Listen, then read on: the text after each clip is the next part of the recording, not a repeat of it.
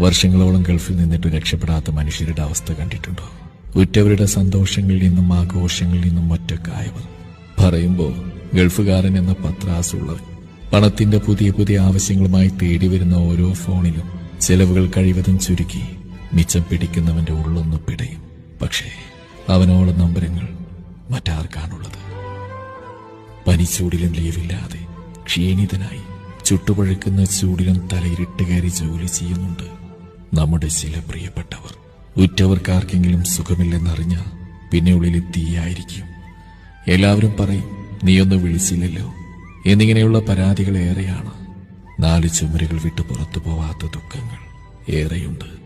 തന്റെ കഠിനാധ്വാനത്തിന്റെ സന്തോഷങ്ങൾ ഫോണിലൂടെ മാത്രം കാണാൻ വിധിക്കപ്പെട്ടവൻ. ഇനി മടിക്കരുത്, നമ്മളും വിളിച്ചു തുടങ്ങണം. ഒറ്റപ്പെട്ടെന്ന് തോന്നുമ്പോൾ അവർ കിട്ടുന്ന വലിയ ആശ്വാസമാവും അത്.